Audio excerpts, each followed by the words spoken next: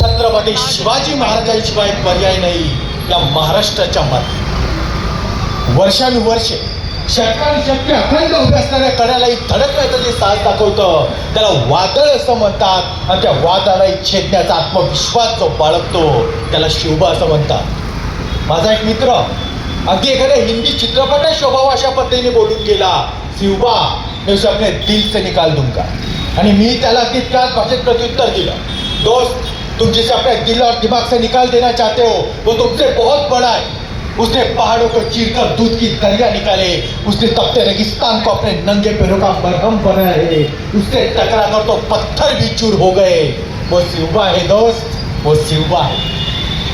आज या ठिकाणी हा कार्यक्रम सुरू झाला, खुर्च्या कमी असतील, आजूबाजूला थोड्याच वेळात माणसं थांबतील याची आत्ताच खात्री देतोय. पण त्याहीपेक्षा महत्वाची गोष्ट कार्यक्रमाच्या सुरुवातीच्या आधी जे मी पाहिलेलं आहे ते मला जास्त आनंददायी होतं, कारण नेमकं एक उलटं चित्र मी यापूर्वी काही काळापूर्वी पाहिलेलं होतं. असाच एक शिवजयंतीचा कार्यक्रम आटोपून मी माझ्या घराकडे निघालेलो होतो, आणि घराकडे जात असताना डाव्या बाजूला चालू असलेली एक शिवजयंती पाहिली. काय होतं तिथे? स्पीकरची एक मोठी भिंत लावण्यात आलेली होती. शिवरायांचा असाच एक पुतळा होता, अशीच एक स्पीकरची भिंत होती.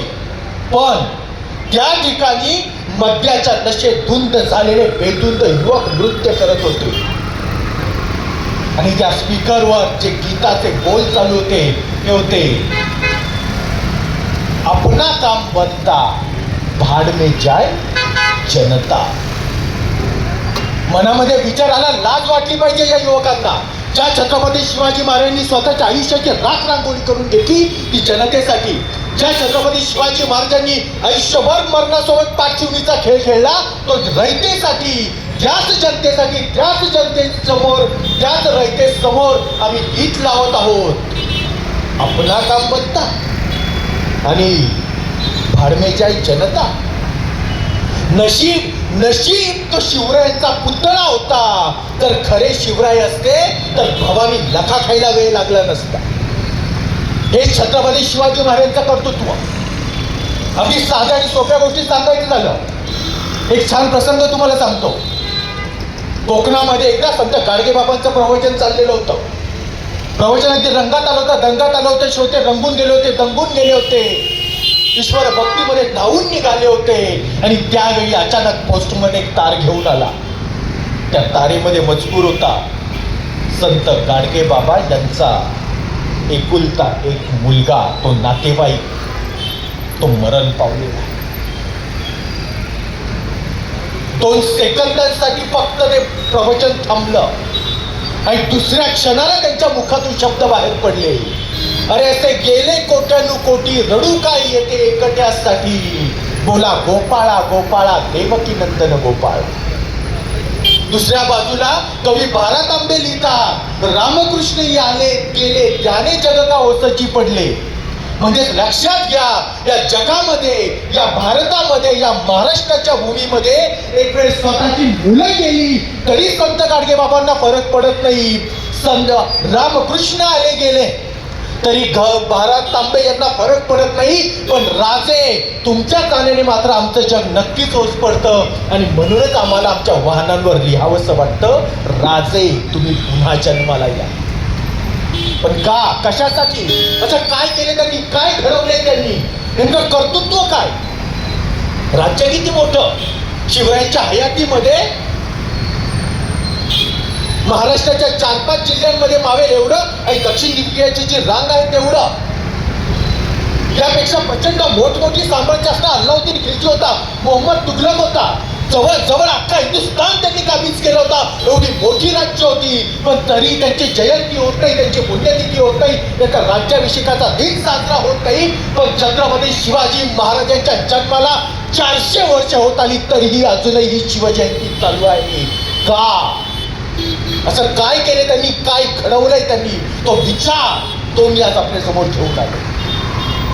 ते त्यांचं प्रशासन काय होतं ते प्रशासन मी आज तुमच्या समोर घेऊन आलो. सर्वात महत्वाची गोष्ट, शिवाजी महाराजांनी आयुष्यात काय केलं, जर कोणाला सहज प्रश्न विचारला तर समोरची माणसं 4-5 वाक्यांमध्ये उत्तर देतात. 1, अफजल खानाचा कोथळा फाडला, 2 शाहिस्ते खानाची बोटं तोडली, 3 सिटी जोहरच्या वेड्यातून निसटले, 4 औरंगजेबाच्या हातावर तुरी देऊन आग्र्यातून निसटले, 5 राज्याभिषेक केला. संपलं शिवचरित्र.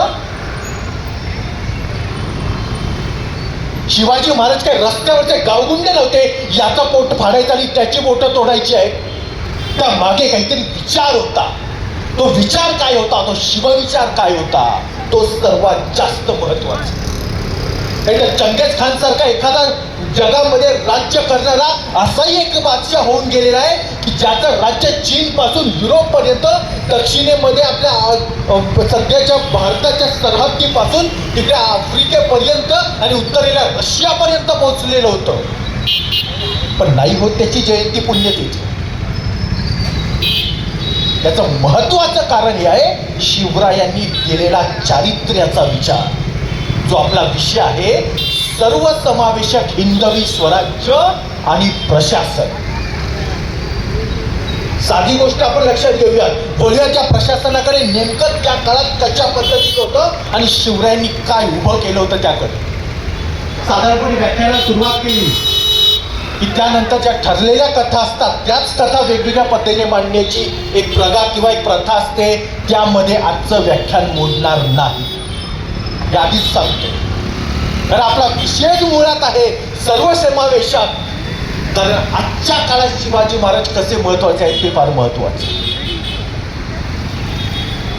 छत्रपती शिवाजी महाराजांनी श्रीरामांचा आदर्श घेतला, बरोबर. पण श्रीरामांचा आदर्श घेतला म्हणून त्यांनी हातामध्ये धनुष्यबाण घेऊन त्या औरंगजेबासोबत लढायला आग्र्यामध्ये दिल्लीमध्ये नाही उतरले.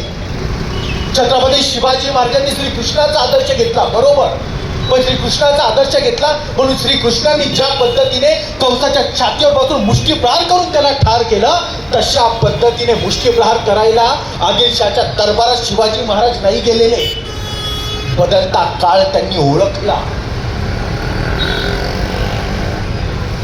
बदलत्या काळानुसार श्रीरामांनी घेतलेलं जे काही धनुष्यबाण हाती घेतलेला होता तो त्यांनी बाजूला ठेवला. श्रीकृष्णांनी हातामध्ये घेतलेलं जे सुदर्शन होतं, तशा पद्धतीचं जे काही अस्त्रशस्त्र होतं त्यांनी बाजूला ठेवलं आणि त्या काळाला अनुसरून असणारी ढाल आणि तलवार त्यांनी हातामध्ये घेतली.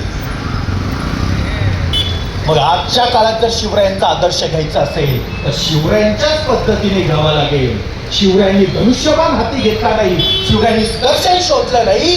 मग आजच्या काळामध्ये हातात ढाल तलवार घेऊन शिवचरित्रासारखं आपल्याला घडवता येणार नाही. मग आज काय करावं लागेल? आजच्या काळामध्ये जर काही समाज परिवर्तनात्मक कार्य करायचं असेल तर त्यासाठी 2 महत्वाची माध्यम आहेत. आता शिवरायांचा आदर्श घेतलेली पुढच्या काळातली काही महत्वाची व्यक्तिमत्व, म्हणजे मला असं सांगण्यात आलेलं आहे की या ठिकाणी MPSC UPSCचे विद्यार्थी आहेत, आजूबाजूच्या परिसरामध्ये असतात. यांच्यापैकी काही जण इथे थांबलेले असतील तर त्यांना महत्वाचं ठरेल अशा पद्धतीची माहिती आज मी या ठिकाणी देणार आहे. छत्रपती शिवाजी महाराज यांनी त्यांच्या चरित्रामध्ये जेव्हा त्यांनी त्यांच्या कार्याची सुरुवात करतात तेव्हा ते कशा पद्धतीची करतात. शिवरायांच्या चरित्राकडे जेव्हा आपण पाहतो तेव्हा ते काय सुरू करताय ते आपण पाहूयात. पण अगदी थोडक्यात त्यापूर्वी 2 ते 3 मिनिटांमध्ये आपण त्यांच्या जन्मापर्यंत पोहोचूया. एका बाजूने कोण, आईच्या बाजूने पाहायचं झालं तर देवगिरीचे यादव श्रेष्ठ अशा पद्धतीच्या यादवांचे वंशज असणारे, ज्यांच्या यादव या आडनावाचा अपभ्रंश होऊन जाधव हे आडनाव तयार झालं, ते लखुजीराव जाधव एका बाजूने आजोबा होते. आणि दुसऱ्या बाजूने अल्लाउद्दीन खिलजीने चित्तोडवर हल्ला केल्याच्या नंतर त्या रतनसिंगांनी आपल्या छाती पुढे करून कुठल्याही पद्धतीचं माघार न घेता आपले 8 मुलांसहितच्या धारातीर्थी पडले. त्या रतनसिंहांच्या वंशांमध्ये जन्माला आलेले शिवाजी राजांच्या वडिलांकडचे पूर्वज. म्हणजे कसं, रतनसिंहांचा 8वा मुलगा अजयसिंह हा युद्धामध्ये बेशुद्ध पडल्यामुळे जगला, वाचला. आणि हा अजयसिंह ज्यावेळी गादीवर बसला तेव्हा त्या अजयसिंहाने आपल्या 2 मुलांना एका गुंडाचा बंदोबस्त करण्यासाठी पाठवलं. त्यांना ते झेपलं नाही किंवा त्यांनी आपल्या पुतण्याला पाठवलं. पुतण्याने तो बंदोबस्त केला. अजय सिंहांनी आपल्या पुतण्याला गादीवर बसवलं आणि त्यानंतर ही दोन मुलं नाराज झाली. ती दक्षिणेमध्ये आली आणि या मुलांनी वेगवेगळ्या ठिकाणी सरदारकी सुरू केली. यातल्याच एका मुलाचा नातू होता भोसाजी. हा भोसाजी इतका पराक्रमी सरदार होता की त्याच्या नावावरून त्या कुळाला नाव पडलं भोसाजी कुळ. जसं आपण म्हणतो ना रघुकुळातील राम, तशा पद्धतीने भोसाजींचं कुळ तयार झालं आणि याच भोसाजी या शब्दात अपभ्रंश होत तयार होत जाऊन एक नवं आडनाव उभं राहिलं. भोसाजी, भोसाचा, भोसाला, भोसले. भोसले या आडनावाची निर्मिती त्यामधून झाली. आणि याच वंशामध्ये वेरूळचे पाटील बाबाजी भोसले, त्यांची दोन मुलं मालोजी आणि विठोजी आणि मालोजी राजे यांना ज्यावेळी मुलबाळ होत नव्हतं त्यावेळी त्यांनी अनेक प्रकारे अनेक ठिकाणी त्यांनी देवांची प्रार्थना केली, नवस केलेले होते. पण त्यांना जेव्हा मुलबाळ होत नव्हतं तेव्हा त्यांच्या एका मित्राने, एका जिवलग मित्राने, रंदुल्ला खान असं त्याचं नाव होतं, त्यांना सांगितलं, रंदुल्ला खानाने सांगितलं की अहमदनगरच्या शाह शरीफ दर्ग्यावरती तुम्ही नवस करा. त्या ठिकाणी मालोजी राजांनी नवस केला आणि त्यानंतर त्यांना जी दोन मुलं झाली त्यांचं नाव त्यांनी या शाह शरीफ दर्ग्यावरून ठेवलेलं आहे. शाह हे पहिल्या मुलाचं नाव, ज्यातून शहाजी हे नाव उभं राहतं आणि शरीफ हे दुसऱ्या मुलाचं नाव, ज्यातून शरीफजी हे नाव उभं राहतं. तो काळच अशा पद्धतीचा होता. त्या काळी सगळे बादशाह, सगळे सुलतान किंवा सगळे जे राजे होते ते एकमेकांसोबत कशासाठी युद्ध होते, कशासाठी भांडत होते, कशासाठी लढत होते. ते एकमेकांसोबत जमिनीसाठी, संपत्तीसाठी, अधिकारासाठी लढत होते. धार्मिक आधार जर घ्यायचा असेल तो त्यांच्या राजनीतीचा एक भाग होता. स्वतः औरंगजेबाने ज्या भावाला ठार मारून गादी हस्तगत केली तो दारा शुको याने उपनिषदांचं संस्कृत मधून फारसी भाषेमध्ये भाषांतर केलेलं. याच औरंगजेबाचे पूर्वज, त्याचे आजोबा पंजोबा, त्यांच्यातील सम्राट अकबर, हे जे अकबर आहे, या अकबराने दीन-ई-इलाही नावाचा, नमस्कार सर, दीन-ई-इलाही आमचे माननीय आदरणीय की ज्यांनी मला माझ्या नोकरीच्या पहिल्या दिवशी त्यांनी माझं स्वागत केलेलं होतं, ते माननीय पुढचे सर या ठिकाणी आलेले आहेत. कृपया सर्वांना विनंती आहे, जोरदार टाळ्या वाजवून आपण त्यांचं स्वागत करूयात.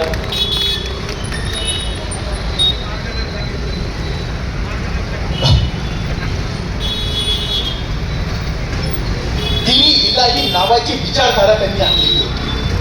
त्यांनी एका पद्धतीने सर्व भारतामध्ये जे काही विचारवंत होते, जे काही वेगवेगळ्या धर्मातील महत्वाचे व्यक्तिमत्व होती, हिंदू, बौद्ध, जैन, शीख, इस्लाम, या सर्वांमधील विचारवंतांना एकत्रित केलं आणि या सर्वांचे विचार कशा पद्धतीने एकमेकांची सुसंगत आहे यामधून एक नवी विचारधारा उभी केली की ज्या विचारांशी कुठलाही मतभेद होऊ शकत नाही आणि त्यातून दीन-ई-इलाही नावाची एक स्वतंत्र व्यवस्था सुरू केलेली होती. मूळ संकल्पना, मूळ युद्ध कशाचं होतं ते जमिनीचं होतं. नाहीतर मालोजी राजा स्वतःच्या मुलाचं नाव शरीफ नाही ठेवू शकत आणि शहाजी हे नाव तुम्हाला शिवरायांच्या आधी कधी सापडणार नाही. शहाजी राजांच्या आधी कुठल्याही व्यक्तीचं नाव शहाजी ठेवलेलं नाही. आपण पुढच्या मुद्द्याकडे येऊया. या शहाजी राजा आणि दुसऱ्या बाजूने लखोजी राजे हे माताबर होते, शूरवीर होते. पण जेव्हा याच्या पराक्रमाची वार्ता सर्व महाराष्ट्रभर आणि दिल्लीपर्यंत पोहोचलेली होती त्या काळामध्ये विजय सभा सगळे सुलतान, सगळे बादशाह एकमेकांची दुर्जत होते. त्या काळामध्ये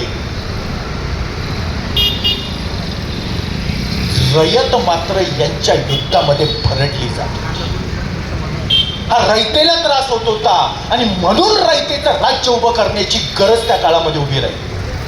आणि ज्यावेळी रयत भरडली जात होती तेव्हा संत नामदेवांनी, संत एकनाथांनी, संत ज्ञानेश्वरांनी, संत रामदासांनी सर्वांनी ईश्वराची आराधना सुरू केलेली आहे. 200-300 वर्ष माणसाला फक्त आपण जिवंत आहोत हेच सुख वाटायला लागलेलं होतं. अशी परिस्थिती निर्माण झाली आणि शेवटी संत नामदेवांनी आवाज दिला, आई जगदंबे, गेली 300-350 वर्ष आम्ही रडत खडत मरत तडफडत पडलो आहोत या गुलामगिरी, पण आता आम्हाला जगायचंय.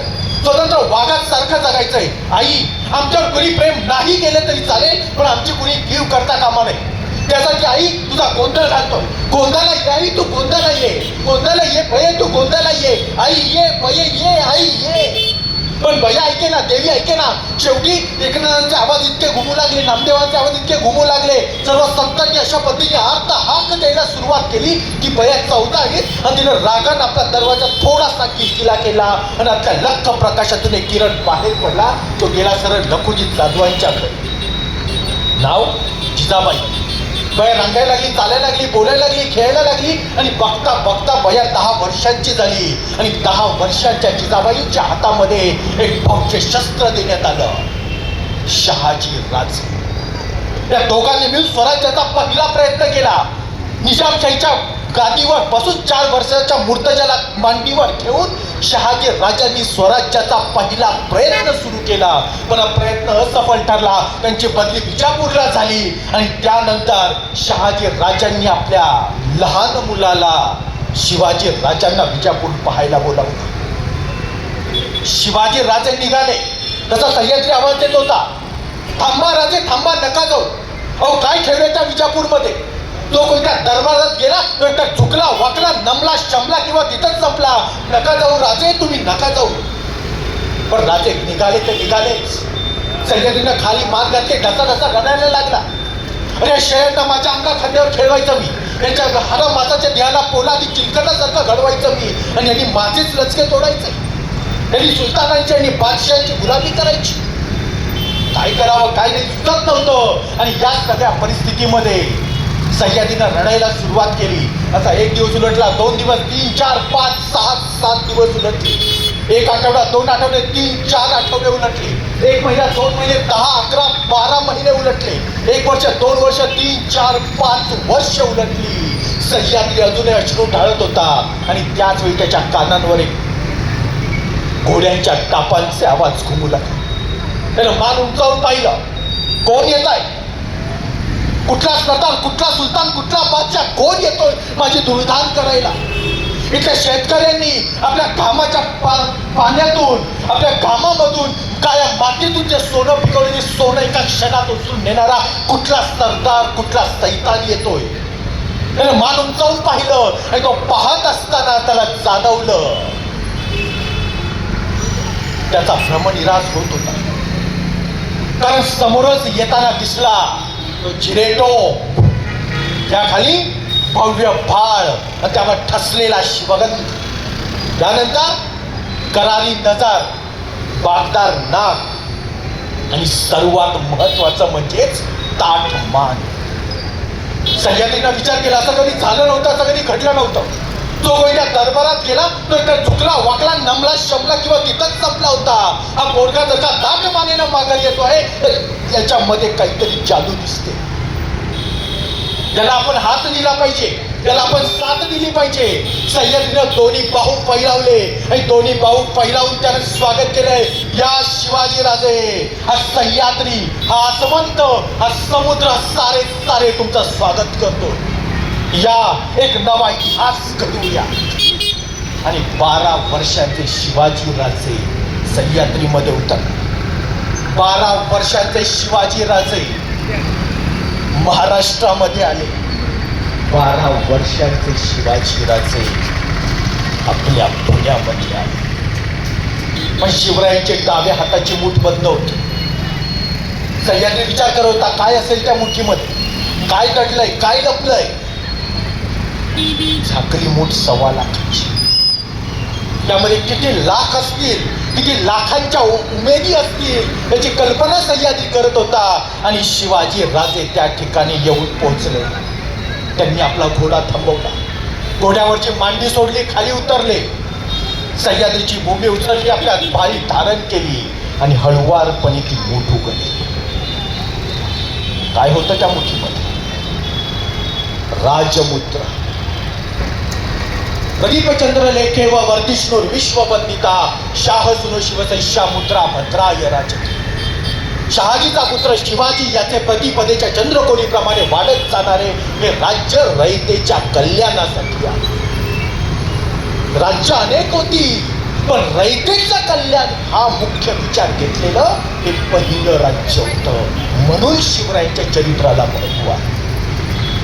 कशा पद्धतीचं होतं त्यावेळेचं प्रशासन?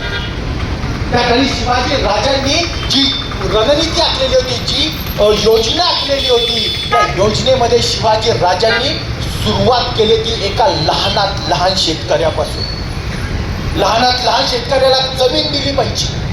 ज्याच्याकडे जमीन नाही त्याला जमीन द्या, ज्याच्याकडे गुरं नाही त्याला गुरं द्या, जिथे पाण्याची सोय नाही तिथे पाण्याची सोय करा, गडावरचं पाणी खाली घेऊन या, धरणे बांधा, कालवे बांधा, आणि प्रत्येकाची जी जमीन आहे त्याची एक मोजमापाची पट्टी ठरवलेली होती. एक काठी होती, तिला शिवकाठी असं म्हणतात. 5 विटा, शिवरायांच्या 5 विटा आणि त्यानंतर बंद 5 मुठी, एवढ्या लांबीची ती शिवकाठी. ही शिवकाठी ठेवून त्या पद्धतीने ती जमीन मोजली जात होती. ही जी जमीन मोजली जाते ही जमीन ओसाड आहे की बागायती आहे यावर त्याची पुढची कार्यवाही ठरत होती. शिवाजी राजे त्या शेतकऱ्याला, प्रत्येक शेतकऱ्यासाठी त्यांनी आखून दिलेली योजना होती. जर दुष्काळ पडला तर संपूर्ण शेतकरा माफ केला जात होता, पण जर पीक चांगलं उभं राहिलं तर 33% हा त्यांचा कर होता. नंतर छुपा कर नाही. 100 पोती धान्य झालं तर 33 पोती धान्य सरकार जमा केलं जातं. पण 33% धान्य घेत असताना, मी 33 पोती घेत असताना ते फक्त रोकडमध्ये घेतलं पाहिजे असं काही नाहीये, सरळ धान्य घेण्याची व्यवस्था होती. इंग्रजांच्या काळामध्ये आपल्या देशातील शेतकरी देशोधडीला लागले. त्याचं महत्वाचं कारण होतं की इंग्रजांनी रोख रक्कम जमा करायला सुरुवात केली होती. ज्यावेळी इंग्रज सरकारला रोख रक्कम द्यायची वेळ आली त्यावेळी भारतीय शेतकऱ्यांनी सगळ्यांनी आपलं धनधान्य आहे ते बाजारामध्ये आणलं. बाजारामध्ये एकाच वेळी सगळ्यांचं धान्य आलं की धान्याची किंमत खाली जाते आणि त्यामुळे शेतकऱ्यांचं नुकसान होतं. शिवरायांनी धान्य देत असाल तर धान्य द्या, आणि जर रोख रकमेतून देत असाल तर शिवराय असेल हो नसेल त्या स्वराज्याच्या नाण्याच्या स्वरूपामध्ये तुम्हाला देत असेल तर तसंही तुम्ही ते धान्य देऊ शकता. अशा प्रकारची व्यवस्था. जर पैसा आला तर तो सरळ बांधकामासाठी, गडकिल्ल्यांसाठी खर्ची घातला जायचा, पण जर धान्य आलं तर ते वेगवेगळ्या गडकोटांवर गोदामांमध्ये सुरक्षित ठेवलं जायचं. या गोदामांमध्ये साठवलेले जे धान्य आहे हे धान्य लढाईच्या काळामध्ये महिनोन्महिने आणि वर्षानुवर्षे मावळ्यांना झुंजण्यासाठी फायदेशीर होते. शिवरायांनी अशा पद्धतीने शेतकऱ्याचा विचार केलेला. आणि समजा एखाद्या शेतकऱ्याकडे जमीन नाहीये पण त्याला शेती करायची, तर त्याला जमीन दिली जात होती. तिथे जास्तीत जास्त मोठ्या प्रमाणामध्ये त्याला गुरंढोरं असतील त्याच्यासाठी नांगर कुळव जे हवं ते दिलं जात होतं. पण जर सरकारी मदत घेतली गेली असेल तर त्याची जाणीव असली पाहिजे.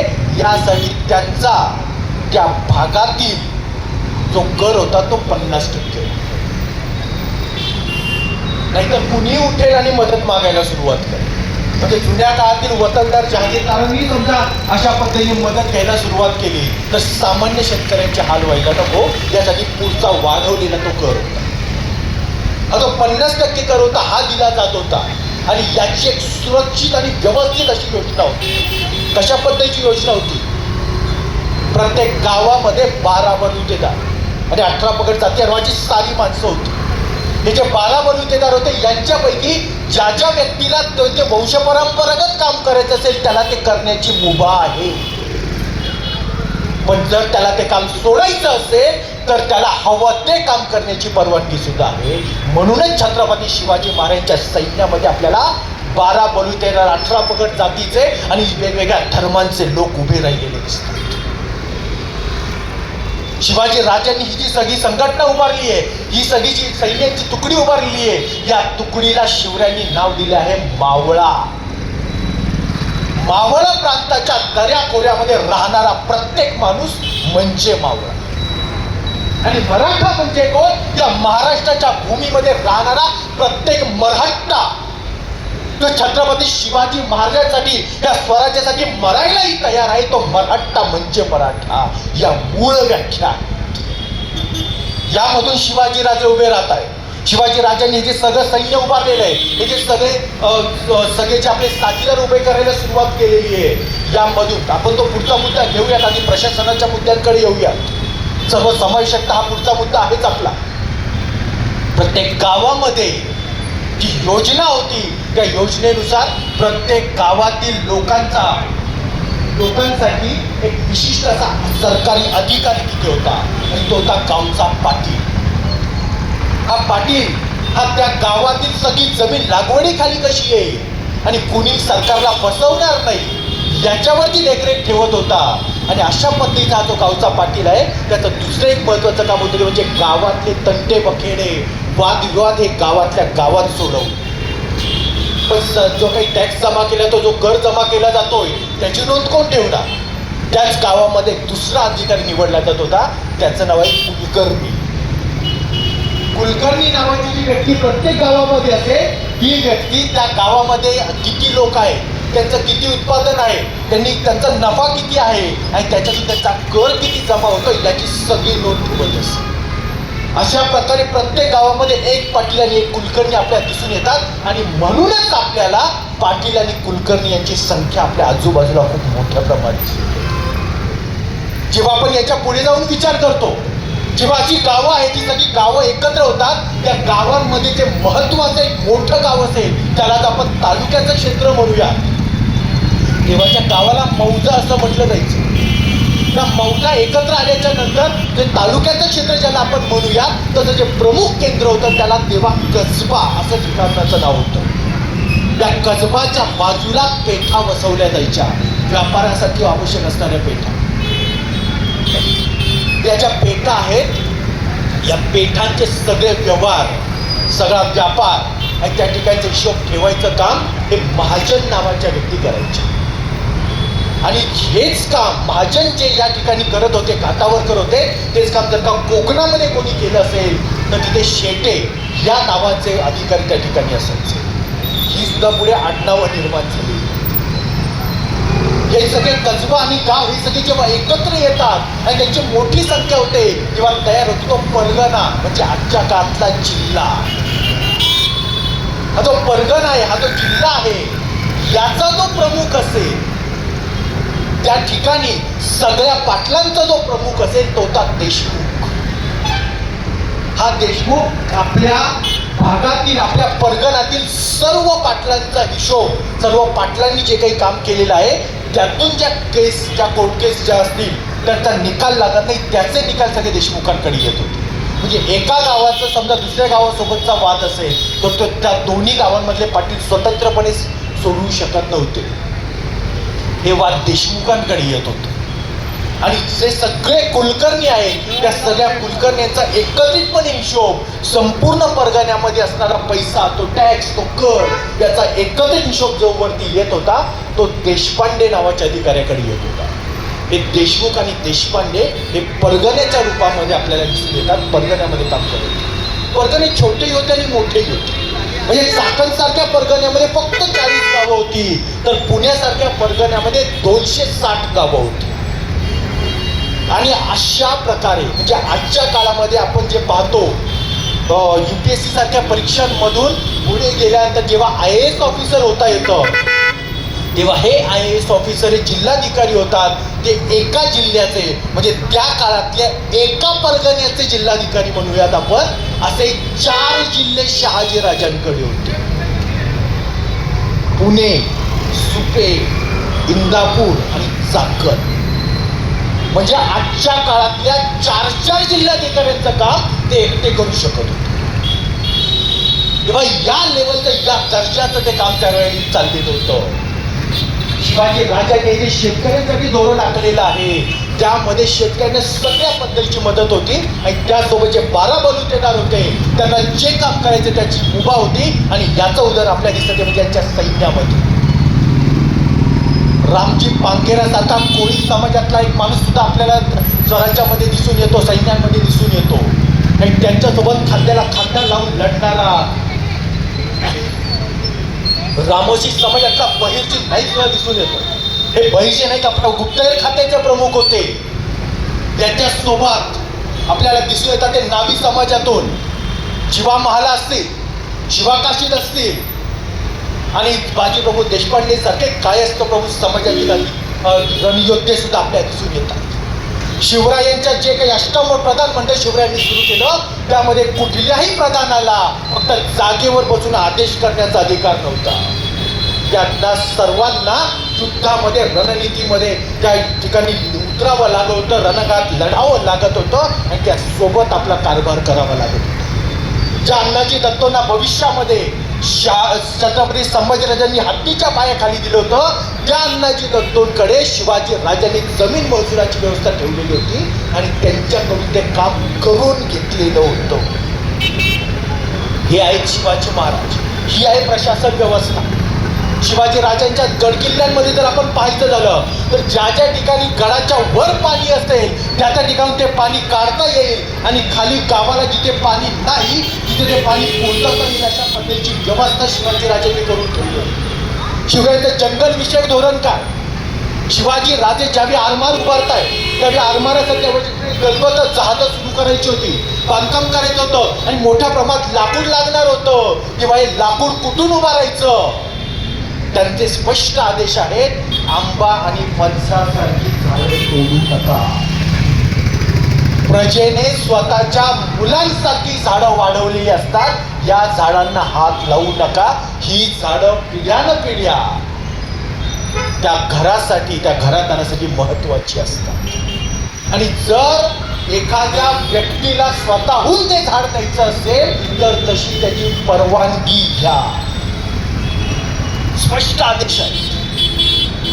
रोहित खोऱ्याच्या देशमुखाला स्पष्टपणे सांगतायत शाहिस्तेखानाने हल्ला केलेला आहे आणि त्यावेळी एकाही क्षणाचा विलंब न लावता साऱ्या प्रजेला घेऊन साऱ्या गावकऱ्यांना घेऊन सुरक्षित ठिकाणी जावा आणि जर या कामात दिरंगाई केली तर क्षमा केली जाणार नाही. शिवरायांकडे छोट्या मोठ्या गोष्टींसाठी चांगल्या प्रयत्नांसाठी मोठ्या पद्धतीने ते बक्षीस देत होते. प्रयत्न असफल ठरले तरी ते बक्षीस देत होते, परंतु दिरंगाईसाठी आणि कामामध्ये केलेल्या कुचराईसाठी कुठल्याही पद्धतीची माफी किंवा क्षमा नाही. साधं उदाहरण सांगतो. अफजल खानचा मुंडकं कापून नेणारा संभाजी कावजी कोंढाळकर, त्या संभाजी कावजी कोंढाळकरचा एक जवळचा मित्र त्यावेळी शाहिस्तेखानाला जाऊन मिळाला. तेव्हा शिवरायांनी संभाजी कावजी कोंढाळकरने त्याबद्दल जाब विचारला, तुमच्या मित्राला कसा काय जाऊ दिला? संभाजी कावजी नाराज झाले. संभाजी कावजी कोंढाळकर स्वतः शाहिस्तेखानाला जाऊन भेटले. शाहिस्तेखानाला विचारलं की मला तुमच्या सैन्यामध्ये सहभागी करून घ्यायचं आहे, माझा मित्र तुमच्याकडेच आहे. शाहिस्तेखानाने त्यांचे शक्ती परीक्षण केलं. एक घोडा त्यांनी आपल्या हातांनी उचललेला होता.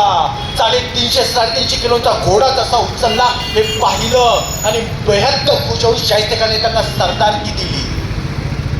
पण शिवरायांना एका गोष्टीची जाणीव होती, जर संभाजी कावजी कोंढाळकरांसारखा आपला किचन कॅबिनेट मधला माणूस जर शत्रूच्या हातात जात असेल, शत्रूच्या गोटात जात असेल तर आपल्या स्वराज्यासाठी ते धोकादायक आहे. प्रतापराव गुजर यांना पाठवून आपला जवळचा साथीदार असणाऱ्या संभाजी कावजी कोंढाळकर यांचा वध, त्यांना ठार मारण्याची त्यांना योजना आखली.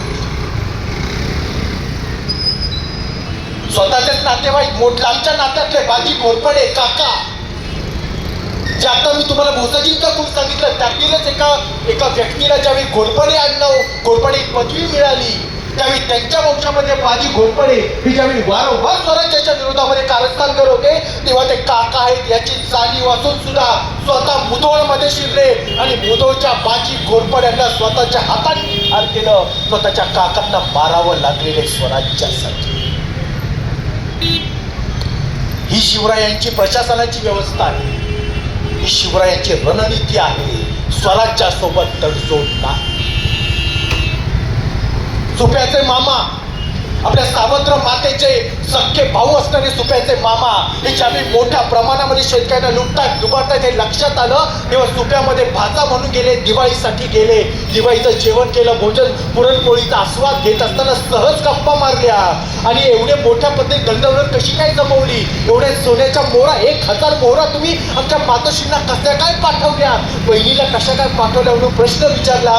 आणि जेव्हा सत्य बाहेर पडलं, लाचखोरी स्पष्ट झाली, तेव्हा बाहेर आले आणि जेवणानंतर हात धुता धुता आदेश दिला, माझा हात दूर होईल तिथपर्यंत सोप्याचे मामा कैद झाले पाहिजे. हे आहे शिवरायांचं प्रशासन. शिवाजी राजांनी जी हातामध्ये राजमुद्रा ठेवलेली होती त्यासोबत त्यांच्यावर खूप मोठी जबाबदारी. ही राजमुद्रा हातात घेतली वयाच्या 12व्या वर्षी आणि तेव्हा आयुष्याचं ध्येय स्पष्ट आहे. प्रदीपचंद्र लेखे व वर्तेश्वर विश्ववंदिता शहासुनो शिवसस्या पुत्रा भद्राय राजते प्रतिपदेच्या चंद्रकोरीप्रमाणे वाढत जाणारं राज्य घडवायचं. कशा पद्धतीचं? साधा विचार करूयात आपण. प्रतिपदेच्या चंद्रकोरीप्रमाणे वाढत जाणारे राज्य. आणि या ठिकाणी विचार करा, शिवरायांच्या मातोश्री जिजाबाई यांच्या कपाळावर, त्यांच्या भाळावर, त्यांच्या माथ्यावर तुम्हाला नेहमी चंद्रकोर दिसते. का? हा मातृभक्त मुलगा आहे, हा पितृभक्त मुलगा आहे. ज्याच्या वेळी हा मुलगा आपल्या मातेच्या मुखगमनाकडे पाहिजे त्यावेळी त्याला जाणीव होईल प्रदीपचंद्र लेखे व वर्धिष्णू वाढणारं राज्य. तेवढं राज्य आहे ते चंद्रकोरी सारखं आहे, ते वाढवत नाही. ते किती मोठं? वर्धिष्णू पुणे वंदिता नाही, वर्धिष्णू महाराष्ट्र वंदिता तेही नाही, वर्धिष्णू हिंदुस्थान वंदिता तेही नाही. प्रदीपचंद्र लेखे व वर्धिष्णू विश्ववंदिता.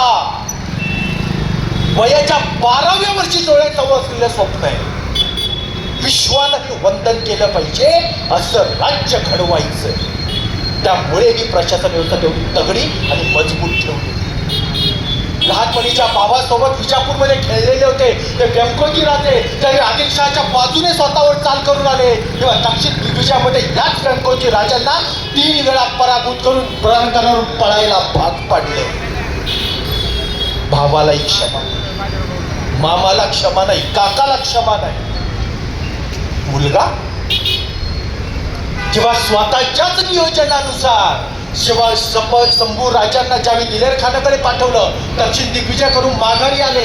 जेव्हा शंभूराजे पुन्हा माघारी येत आहेत त्यावेळी शंभू राजांनी भूपाळगडावरती हल्ला केला आणि भूपाळगड जेव्हा किल्लेदारांनी फिरंगोजी नरसांनी देऊन टाकला, संभाजीराजांना समोर पाहून दिलेर खानाला देऊन टाकला, तेव्हा शिवाजी राजे प्रश्न विचारतात, स्वराज्य हे ना शंभू राजांचं आहे ना शिवरायांचं आहे, हे रयतेचं राज्य आहे.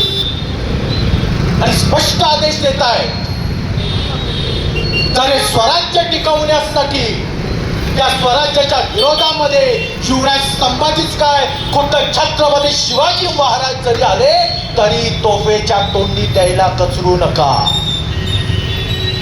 हे शिवाजी महाराज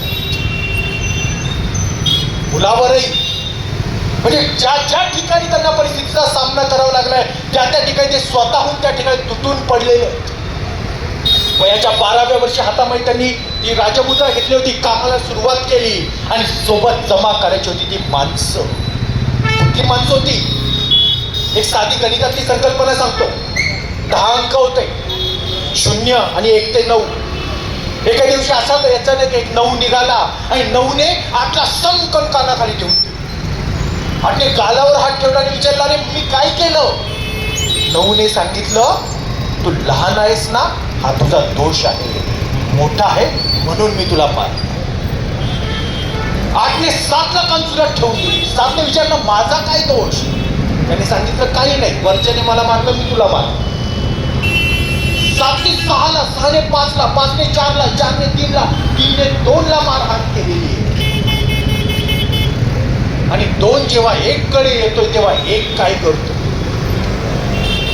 एकाने विचारलं, माझा काय दोष? 2ने सांगितलं, तू लहान आहेस, तुला किंमत नाहीये, हाच तुझा दोष आहे, तुझी किंमत खूप लहान आहे. पण या ठिकाणी तो एक काय करतोय? एक आपल्या नंतर असणाऱ्या शून्यावर हात उचलत नाही. एक त्या शून्याला मदतीचा हात देतो, आपल्या शेजारी आणून बसवतो आणि एकाचे 10 होत जातात आणि बाकी सर्वांपेक्षा ते महान होत जातात. हे सर्वात जास्त महत्वाचं आहे. शिवरायांनी आयुष्यात केले काय तर हीच गोष्ट केली आहे. राजे एकटेच होते,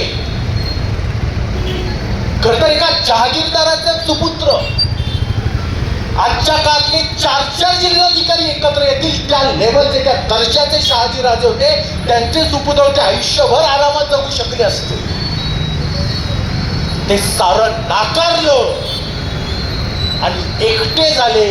आणि एकट्या झालेल्या शिवाजी राजांनी ज्या रयतेला, ज्या जनतेला शून्य किंमत होती, त्या रयतेला, त्या जनतेला सोबत घेतलं आणि शिवाजी राजे बाकी सर्वांपेक्षा महान हो. हे महत्व आहे शिवरायांचं. शिवरायांनी ही प्रशासन व्यवस्था सांभाळत असताना त्यांनी परगणे उभारले, त्यांनी कलमे उभारले, त्यांनी पेठा उभारल्या, त्यांनी मौजांमध्ये पाटील, कुलकर्णी, देशपांडे, देशमुख या साऱ्यांना, सरदेशमुख सर्वांना कामं दिली आहेत. पण वतनदारी बंद केली. का?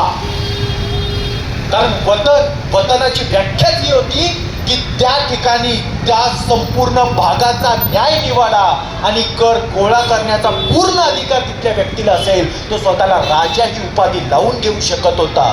पण त्यानंतर राजाचा तिथल्या न्याय व्यवस्थेवर अधिकार नव्हता. हा जो सरदार आहे तो सरदार स्वतःला राजा समजवता. राजाला, आणि शिवाजीराजे महाराज होतील पण स्वतःला राजा समजायला लागला की तो आपल्या हाताखाली असणाऱ्या लोकांना पाहिजे तशा पद्धती त्यांच्यावर जुलूम आणि अत्याचार करू शकत होता. त्यातून किती मोठ्या प्रमाणात टॅक्स देऊ शकत होता आणि सरकारला तो कमी प्रमाणात देऊ शकत होता. इतकंच काय, वतनाची मूळ व्याख्याच आहे सारा मुक्त जमीन. जिथला टॅक्स, जिथला कर हा सरकार दरबारी जमा केला नाही तरीही चालेल. आणि शिवाजी राजांची व्यवस्था काय होती तर गाव आणि शेतकरी. गाव आणि शेतकरी म्हणजे काय तर नुसते शेतकरीच नाही तर गाव जे आहे, गाव म्हणजे गावाच्या मधून जी लोक बाजूला निघतील आणि शेजारी एखादी नवी वस्ती उभारतील. म्हणजे मूळ जे गाव आहे त्याला बुद्रुक असं म्हटलं जातं आणि त्या गावातील लोक समजा बाजूला गेली तर इथे खुर्द असं म्हटलं जातं. आपण पाहतो वडगाव बुद्रुक, वडगाव खुर्द अशी गावं आजही आहे.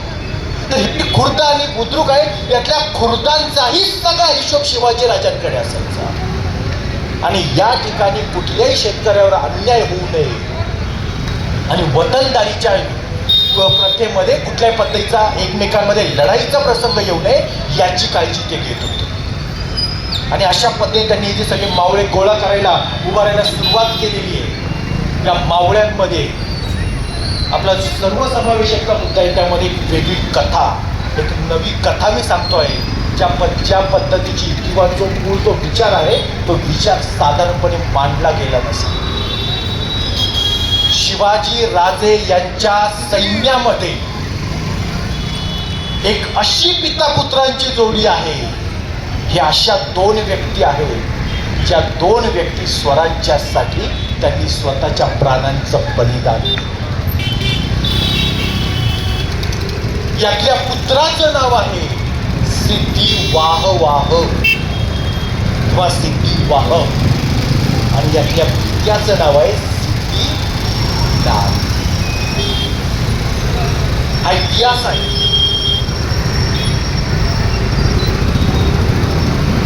तर फक्त धर्माचीच लढाई असते तर औरंगजेब बादशाहकडून ज्या शिवाजी राजांनी रामराज्याचं स्वप्न पाहिलं होतं त्याच नामाचे वंशज असणारे मिर्झा राजे जयसिंग चाल करून आलेले असते. शिवाजी राजे कशा पद्धतीने उभे राहत आहेत, शिवाजी राजांनी जे मावळे उभे केलेले आहेत त्या प्रत्येकाला त्याच्या गुण वैशिष्ट्यानुसार उभं केलंय. घाटामध्ये वावरणाऱ्या मावळ्यांना घाटातली जबाबदारी दिली आहे आणि सरहद्दीवरती समुद्र किनाऱ्यावर असणाऱ्या मावळ्यांना तिथली आरमाराची जबाबदारी दिली आहे. तिथल्या कोळ्यांना, तिथल्या रामोशांना त्यांनी घाटावरच्या लढाईसाठी नाही घेतलेलं.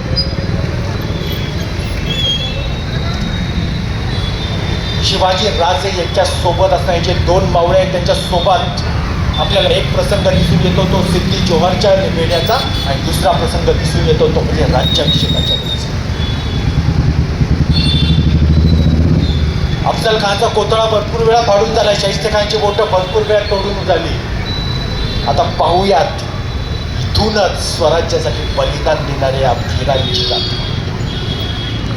शिवाजीराजे सिद्धी जोहरच्या वेड्यामध्ये अडकलेले होते. दुसऱ्या बाजूने नेताजी पालकरच्या अफजल खानाचा वध झाला. त्यानंतर एका बाजूला शिवाजीराजे पन्हाळ्याकडे गेले आणि दुसऱ्या बाजूला नेताजी पालकर विजापूरच्या दरवाजावर जाऊन धडका देत होते. आणि या धडका चालू असताना सिद्धी जोहरने 40,000च्या फौजेशी वेढा टाकला. शिवाजीराजांना बाहेर पडण्यासाठी प्रयत्न शिवरायांनी सुरू केलेले होते. आणि शेवटी शिवाजीराजे 4 महिने थांबले आणि मग त्यांना जाणीव झाली की म्हणजे आता पावसाळा येतोय आणि हा पावसाळा म्हणजे आपल्याला एक नवा सरदार म्हणून उभा राहणार आहे. कारण पावसाळ्यात कोल्हापूरच्या पन्हाळ्याच्या पायथ्याशी एकेका पावलावर तर दिसणं सुद्धा मुश्किल. आणि त्या परिस्थितीत त्या वातावरणामध्ये त्या ठिकाणी शिवाजी राजे त्या पावसाची वाट पाहत होते. पण सिद्धी जोहर मात्र सगळा त्या ठिकाणी सगळ्या आत्मविश्वासाने उभा होता. सगळं सैन्य त्याने उभं केलेलं होतं आणि हे जे सगळं सैन्य उभारलेलं होतं या सैन्याला आव्हान देण्यासाठी त्या सैन्यामधून शिवाजीराजांना बाहेर काढण्यासाठी जिजाबाईंनी हालचाली सुरू केल्या. त्यांनी विचारलं कुठे आहेत नेताजी. पण नेताजी विजापूरमध्ये धडका देत होते. शेवटी जिजाबाईंनी ठरवलं आपल्या स्वतःलाच बाहेर पडावं लागेल. जिजाबाईंनी स्वतःच पोलादी चिलखत परिधान केली. आपल्या रणांगणामध्ये उतरण्याचा वेश धारण केला आणि जिजाबाईंनी आपलं सैन्य उभारायला सुरुवात केली. इकडे दुसऱ्या बाजूला नेताजींना समजलं. नेताजी धावत पळत निघाले. जिजाबाईंच्या समोर आले. मुजरा केला. राजगडावर सांगितलं थांबा मासाहेब नका जाऊ. अहो जर तुम्ही मदतीला गेलात तुम्ही जर त्या ठिकाणी गेलात तर आम्ही काय उपयोगाचे. आमचं काय काम. आम्ही कसले सरदार. शिवाजीराजांना आम्ही काय तोंड दाखवायचं. तुम्ही थांबा आम्ही राजांना सोडवून आणतो. आणि नियोजन केला. 40,000च्या फौजेचा जो वेढा आहे त्या ठिकाणी एकाच ठिकाणी जोरात आघात करायचा. एवढा जोरात आघात करायचा की त्या ठिकाणी एक मोठं भगदाड निर्माण झालं पाहिजे ज्यामधून शिवाजीराजे बाहेर पडू शकतील. किंवा जर त्या ठिकाणी सिद्धी जोहरचं सैन्य मदतीला धावून आलं मोठ्या प्रमाणात सैन्य उभं राहिलं तर आजूबाजूचा जो वेढा आहे तो शिथिल होईल तो थंड होईल. तिथे गॅप्स निर्माण होतील आणि त्यामधून शिवाजीराजे बाहेर पडतील. आणि यावेळी नेताजी पालकर एक लढाईला उतरलेले आणि यावेळी त्यांच्या सोबत सिद्धी हिलाल आणि सिद्धी वहाब हे पिता पुत्रही होते. हर हर महादेवचा जयघोष केला. त्या सर्वांनी मिळून हल्ला केलेला आहे. आक्रमण केलं आणि या आक्रमणामध्ये त्यांनी शत्रूला मारायला सुरुवात केली. सिद्धी जोहरचं सैन्य मारायला सुरुवात झाली आहे. सिद्धी जोहरने होता तो वेढा तसाच चालू ठेवला. त्याला माहीत होतं नेताजी पालकांची रणनीती काय आहे. एका बाजूने विजापूरमध्ये हल्ला करत होते तर इथलं 40,000पैकी 10,000चं सैन्य तिकडं निघून जावं. पण तरी सिद्धी जोहर तसाच थांबलेला होता. आताही त्याला ही रणनीती समजलेली होती. त्याने ते सैन्य जागेवर थांबवलं आणि त्याच ठिकाणी ती लढाई चाललेली होती. पण हा जो मोठा वेढा चाललेला होता त्या वेढ्यामध्ये धडक चाललेली होती. त्या धडकेमध्ये कुठे माघार घ्यायची हे या नव्या युवकाला माहीत नव्हतं. सिद्धी हिलालचा मुलगा सिद्धी वहाब तो बेभान होऊन शत्रूवर तुटून पडला. हा सिद्धी वहाब सिद्धी जोहरच्या सैन्यामध्ये जाऊन घुसलेला आहे. तिथं तो लढाई करतोय आणि ही लढाई चालू असताना शत्रूला मारत असताना तो पुढे निघून गेला. नेताजी पालकर मागेच राहिले आणि 7-8 शत्रूंच्या मध्ये तो सापडला. आणि हा नवयुवक त्याचं वय अवघं 18-19 वर्षांचं होतं. हा शत्रूच्या ताब्यात सापडला. रणांगण गाजवलं आणि त्याच ठिकाणी शिवरायांना मुजरा करत त्यानं प्राण सोडला. पुढे नेताजी पालकरांकडून ज्यावेळी सरसेनापती पद गेलेलं आहे आणि शिवरायांचा राज्याभिषेक जवळ आलेला आहे त्यावेळी शिवरायांच्या सोबत असणारे त्यांचे जे इतर सरदार होते त्यांच्यामध्ये सरसेनापती प्रतापराव गुजर यांच्या सोबत सिद्धी दाखल झाले. राज्याभिषेकाचा प्रसंग जवळ आलेला होता आणि राज्याभिषेक जवळ आलेला असताना सगळं रायगड आनंदामध्ये धावून निघत असताना दूरवर असणारं स्वराज्याच्या एखादा लचका तोडता येईल म्हणून आदिलशाहीचा सरदार बेहलोल खान निघाला. त्या बेहलोल खानानं हल्ला केलेला आहे आणि जसा तो स्वराज्यावर चाल करून यायला लागला शिवाजीराजांनी राज्याभिषेकाचा मुद्दा बाजूला सारला आणि रणांगणामध्ये उतरण्याची तयारी सुरू केली. तसे खामजीराव मोहिते असतील प्रतापराव गुजर असतील असे सरदार पुढे आले. त्यांनी सांगितलं थांबा राजे आम्ही आहोत. तानाजीचा पराक्रम आम्ही अजून विसरलो नाही. हो तेव्हा फक्त रायबाचं लग्न होतं तरी तानाजी निघून गेले होते. आता स्वराज्याचा विवाह सोहळा आहे आम्ही तुम्हाला कसे जाऊ देऊ.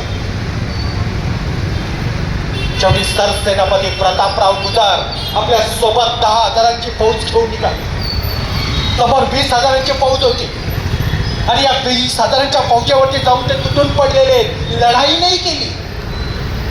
ही फौज ज्या ठिकाणी थांबलेली होती ती एका नदीच्या किनाऱ्यावर थांबलेली होती आणि त्या नदीच्या किनाऱ्यावर त्यांनी सर्व बाजूने वेढा टाकलेला. दुसऱ्या दिवशी सकाळी ज्यावेळी फौज नदीकडे निघाली, प्रातःविधी असेल, पिण्याचं पाणी असेल, या गोष्टींसाठी जेव्हा लोक निघाले तेव्हा ते माघारी आले. बेहलोल खानाला समजलं पाण्याशिवाय आपली दुर्दशा नाही. अन्न नसेल चालू शकत,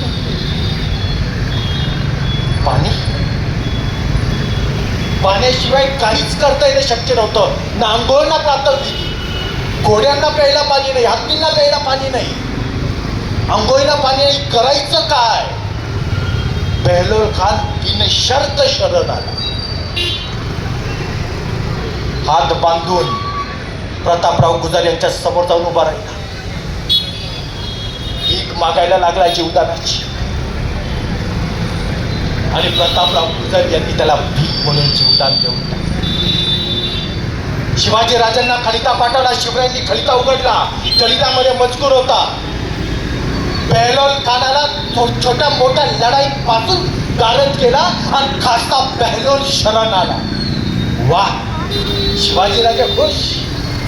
बेहलोल खानाला संपूर्ण शरणागती पत्करायला लावली. त्याच्यावरची सारी धनदौलत, त्याच्या मोहिमेसाठी आल्या सारा पैसा, अडका, हिरे, माणिक, मोती, सोन्यासाठी सारं काढून घेतलं. हत्ती, घोडे, उंट सारे काढून घेतले. शिवाजीराजे आणखी खुश. आणि त्यानंतरचं वाक्य होतं, भीक म्हणून त्याला जीवदान देऊन टाकलं. राजे संतापले. राजांनी उलट खलिता काढला. तुम्ही स्वतः राजे झालात काय? बेहलोल खानाला जिवंत सोडण्याचा निर्णय कोणाला विचारून घेतला? एक तर त्या बेहलोलला जिवंत किंवा मूर्त आमच्या स्वाधीन करा, नाही तर पुन्हा तुमचं काळं तोंड आम्हाला दाखवू नका. काय करावं काही नाही सुचेना. राज्याभिषेकाचा दिवस जवळ येत चाललेला होता. राज्याभिषेकाच्या वेळी शिवाजीराजे सिंहासनावर बसले तर त्यांच्या बाजूला मोठ्या मान मरातबात उभा राहण्याचा तो मान, तो सन्मान होता सरसेनापती प्रतापराव गुजरांचा. आणि आदेश आला होता, एक तर त्याला जिवंत किंवा मूर्त आमच्या स्वाधीन करा, नाही तर तुमचं काळं तोंड दाखवू नका. काय केलं असेल?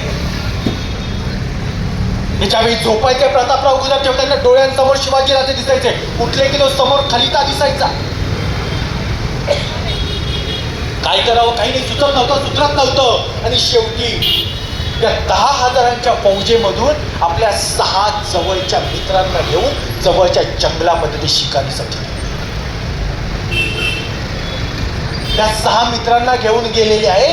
आणि त्यावेळी जेव्हा ते शिकारीसाठी गेले, तिथेच एक खबरी आलेला आहे. त्याने सांगितलं, नेसरीच्या खिंडीजवळ बेहलोल खान 40,000ची फौज घेऊन निघालेला आहे. त्यांनी फक्त 3च शब्द ऐकले, नेसरीच्या खिंडीजवळ बेहलोल, बस. तसेच त्यांनी घोड्याला टाच मारली. ओठ कधी दातांमध्ये दाबले गेले, रक्ताची धार कधी छातापर्यंत पोहोचली ते कळालंच नाही. तलवार उपासली, बेहलोल, हर हर महादेवचा जयघोष केला आणि प्रतापराव निघाले. प्रतापरावांच्या सोबत असणारे 6 मावळे, हे 6 मावळे कसे मागे राहतील? तेही तसेच निघाले. तो खबरी सांगत होता, सरसेनापती, ओ 40,000, तुमच्यासोबत 10,000चं सैन्य आहे.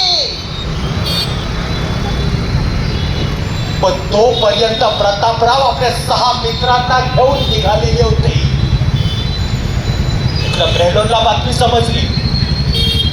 माझा स्वराज्याचा सरसेनापती प्रतापराव गुजर आपल्या महत्वाच्या 6 निवडक मावळ्यांसहित चाल करून येतोय. त्याचा विश्वास बसला नाही. त्यानं म्हटलं, नेहमीच्या पद्धतीने शत्रूला फसवण्याची रणनीती असे तशीची रणनीती दिसते. मोठं सैन्य घेऊन येत असते. त्याने लगेच सांगितलं, चला चला चला पुढच्या बाजूला सगळे शस्त्र सज्ज करा. ढाली तलवारी घेऊन सैन्य उभं राहिलं. नाही, ढाली तलवारी नाही, त्यांना जवळ येऊ देऊ नका, सैतान येते, लांबच्या लांब मारा त्यांना. भाले पिछवे धनुष्यबाण काढा. भाले पिछवे धनुष्यबाणांच्या तुकड्या पुढे सरकल्या. पुन्हा त्यांनी आवाज दिलाय, नाही नाही नाही, थांबा. भाल्या पिछव्यांनी काही होत नाही. ना मोरारबाजी देशपांडेवर ज्यावेळी भाला चालवलेला, गर्दन छाटली गेली तरी तलवार फिरत होती. त्यांना लांबच्या लांब उडवला पाहिजे. तोफा पुढे न्या. तोफा पुढे नेण्यात आल्या. तोफांमध्ये बारूद भरला गेला आणि त्याला पत्नी देण्याची मशाली घेऊन शत्रूचं सैन्य थांबलेलं आहे. त्या खिंडीमध्ये समोरून धुळीचे लोट उडवत येताना दिसले ते प्रचंड मोठं सैन्य. आणि बेहलोलने ते पाहताना आपल्या तोंडातच बोटं घातली. त्याला कळेना मी झोपलेला आहे की जागा आहे, मी स्वप्नात आहे की अस्तित्वात आहे. स्वराज्याचा सरसेनापती एक संयम सोडला तर त्याच्यामध्ये सारे गुण शिवरायांचे. असे प्रतापराव गुजर फक्त 6 मावळ्यांनिशी 40,000च्या फौजेवर चाल करून आले. त्यानं मुंगीसारख्या पसरलेल्या आपल्या फौजेकडे एक बार नजर टाकली. वर हात केल्याने म्हणाला, या अल्लाह या खुदा कितना रहमदिल है तू. जिस तरह से बाजी प्रभु देशपांडे को लड़ते हुए सिद्दीक मसूद ने देखा था, जिस तरह से मुरारबाजी देशपांडे को लड़ते हुए दिलेर खान ने देखा था, जिस तरह तानाजी मालुसरे को लड़ते हुए उदय भान राठौड़ ने देखा था, आज उसी तरह वो मौका तूने मुझे फरमाया. या खुदा कितना रहमदिल है तू. अशा योद्ध्यांना पाहण्यासाठी त्याचे डोळे भरून आलेले होते. इकडे सैन्याला समजेना त्याच्या काय करावं. त्यांना तोफांची पत्ती द्यायची होती, पण डोळ्यांवर विश्वास बसले. त्यांचे हात जागीच थांबले. भाले पिछवे धनुष्यबाण सारे तयार होते. साऱ्यांचे हात खाली सरकलेले आणि हर हर महादेवचा जयघोष करत हे मावळे सरासर त्या 40,000च्या फौजेमध्ये शिरले. सपासप कापाकापी सुरू झाली. शेवटी जेव्हा रक्ताचे शिंतोडे उडायला लागले, हातपाय तुटायला लागले, तेव्हा ते सैन्य जागं झालं. त्यांनी आपल्या हातातली शस्त्र उपसली, मारायला सुरुवात केली. आणि हे 7 मावळे देहाचे तुकडे तुकडे होईपर्यंत लढत होते. या 7 मावळ्यांमध्ये प्रतापराव गुजर यांच्या सोबत जे 6 मित्र होते, त्यांच्यामध्ये सिद्दीक बिलाल सुद्धा होता. हे बलिदान आहे. शिवाजी राजांची स्त्रियांबद्दलच्या प्रशासनामध्ये असणारी भूमिका ही प्रचंड महत्वाची. राज्याच्या पाटलाचा प्रसंग तर आपल्या सर्वांना माहिती आहे. मुद्दाम मी कुठल्याही कार्यक्रमामध्ये कुठल्याही व्याख्याने गेलो की राज्याच्या पाटलाचा उल्लेख करतोच. योगेश पाटील आहे ना, परत कुणी कुठल्या आडनावावरून काही बोलत. रांझ्याच्या पाटलाने ज्यावेळी पदपैली केली, त्याला उचलला, दरबारामध्ये हातार केला, चौरंग केला, हातपाय बाजूला काढले आणि त्याला कसबा गणपतीच्या बाजूला असा बसवला की जाता येता कुणाला त्याच्या तोंडावरती थुंकता आलं पाहिजे. मारला नाही, जिवंत ठेवलाय. का? पदपैली कराल तर अंजाम काय असेल. इतिहासातली कथा म्हणून कुणी सांगणार नाही, समोर इतिहास ठेवलेला. आणि याच्यानंतर शिवरायांची भूमिका कुठल्या पद्धतीची. यानंतर शिवरायांच्या सैन्यामधून अशा पद्धतीने स्त्रियांसोबत गैरवर्तन करण्याचे प्रसंग 2 वेळा घडले. त्यातला एक होता स्वराज्यातील एक कारभारी रंगोत्रीमल. त्यानं अशा पद्धतीने गैरवर्तन केलं आणि त्यानंतर तो इतका घाबरला की स्वराज्यातून पळाला आणि सरळ जावळीच्या मोऱ्यांना शरण गेला. इकडे शिवाजी राजांना वार्ता समजली. त्यांनी सरळ जावळीच्या मोऱ्यांना एक खलीत आली. आमच्या स्वराज्याचा गुन्हेगार रंगोत्रीमल हा तुमच्याकडे आश्रित म्हणून आलेला आहे, त्याला आमच्या स्वाधीन करा, नाहीतर जावळी संप. म्हणजे आजच्या काळात जर सांगायचं झालं तर भारत देशाकडून पाकिस्तानच्या पंतप्रधानांना सांगण्यासारखं आहे इथल्या राष्ट्रपतींना राष्ट्राध्यक्षांना सांगण्यासारखं आहे की आमच्या देशातील गुन्हेगार दाऊद इब्राहिम हा तुमच्या देशामध्ये आश्रित म्हणून आला आहे, त्याला आमच्या स्वाधीन करा नाही तर पाकिस्तान संपलं. ही धमक होती शिवरायांची. जावळीचे मोरे माजलेले होते. खरं 9 पिढ्यांचं राज्य होतं आणि जेव्हा पिढ्या संपत आलेल्या होत्या, निर्वंश होता नव्हता, तेव्हा शिवराय यांनीच यशवंतराव नावाच्या एका मुलाला गादीवर बसवलं आणि त्याला जावळीचा बादशाह, जावळीचा मोरे म्हणून त्याला त्या गादीवर बसून त्याच्या हातामध्ये चंद्रराव मोरे हा किताब दिलेला होता. पण त्याला पुन्हा एकदा आदिलशाहीची चाकरी सुरू केलेली होती आणि शिवाजी राजांना हे मान्य नव्हतं. आधी 6 महिन्यांपासून नियोजन चाललेलं होतं आणि जावळीच्या मोऱ्यांनी उलट उत्तर पाठवलंय, उद्या चाल करून येण्याचा तर आजच चाल करून या. हा जावळीचा मोरे तुमच्या स्वागतासाठी सज्ज आहे. आणि राजे निघाले बेमान होऊन नाही, नियोजनपूर्वक. 9 पिढ्यांची चाळ्याची किरण, दाटवनाची, झाडा झुडपाची, गडकोटांची, 4 खिंडींची, प्रतापगड असेल, राजगड असेल, अशा पद्धतीच्या महत्वाच्या गडदुर्गांची ही जावळी फक्त 6 तासात शिवरायांनी फस्त केली. संध्याकाळी ज्यावेळी सूर्यास्त झाला त्यावेळी जावळीवर चंद्रराव मोऱ्यांचा ध्वज फडकत होता. सूर्य ज्यावेळी दुसऱ्या दिवशी जागा झाला त्यावेळी तिथे स्वराज्याचा भगवा ध्वज फडकत होता. चंद्रराव मोरेला पकडलं, त्याला तुरुंगात टाकलं, त्याने पळून जायचा प्रयत्न केला आणि मग त्याचा शिरच्छेद केला.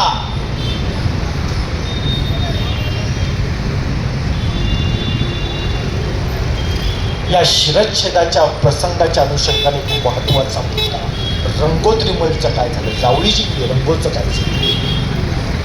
इतिहासात असं नमूद आहे, रंगोत्रीमल एके दिवशी अचानक मेला. अचानक मेला याचा अर्थ काय? त्या काळातल्या लोकांना heart attack, blood pressure, hyper tension हे शब्द माहीत नव्हते म्हणून अचानक. म्हणजे लक्षात घ्या, शिवरायांचा दरारा काळ होता. स्वराज्याशी प्रतारणा करून शत्रूच्या राज्यात राहायला गेलेला माणूस अचानक मरत होता आणि त्याला आश्रय दिला म्हणून शिवाजी राजे ते राज्य संपवले.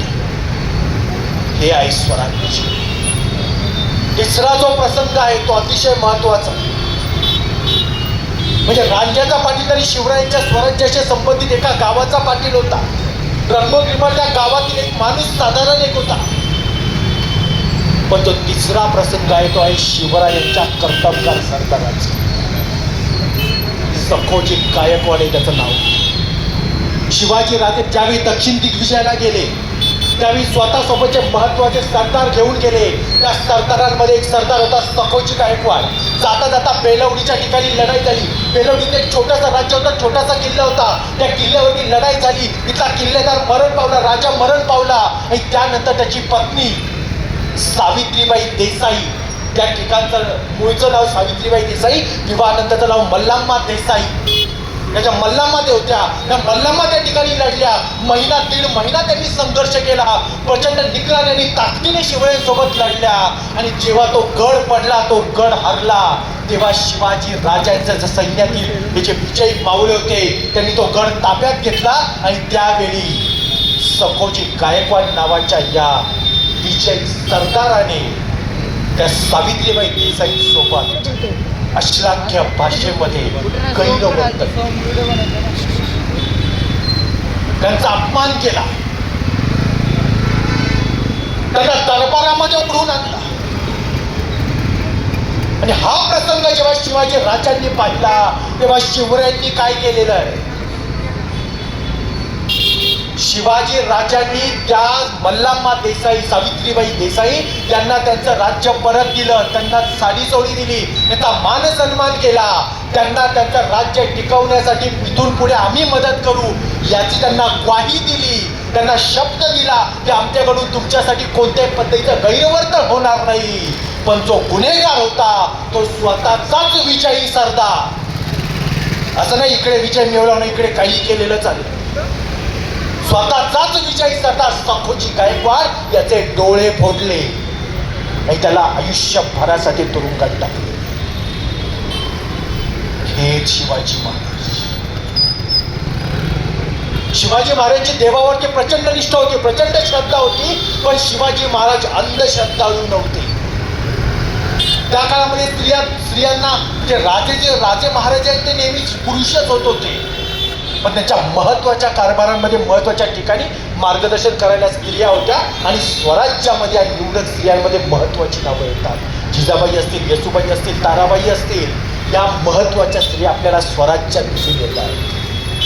नाहीतर दिल्लीच्या अख्ख्या यादीमध्ये एक रजिया सुलतान सोडली की जिला स्वतःच्या सरदारांनी ठार केलं, तर फक्त नूरजहा दिसून येते जिने जहांगीरला तिच्या कामामध्ये मदत केली. इथे शिवाजी राजांचे हे जे सगळे जवळची माणसं आहेत त्यांच्यामध्ये घडलेली एक महत्वाची घटना जिथे आपल्याला लक्षात येईल. शिवाजी महाराज श्रद्धाळू होते पण अंधश्रद्धाळू नव्हते. याची महत्वाची भूमिका तुमच्या समोर ठेवते. दोन प्रसंग. प्रतापगडावरती शिवाजी राजांनी भवानी देवीचं मंदिर उभारलेलं आहे आणि भवानी देवीच्या मंदिराची प्रतिष्ठापना करत होते. आणि त्यावेळी प्रतिष्ठापना करत असताना जी पालखी निघालेली होती त्या पालखीपासून दूरवर एक गट थांबलेला होता.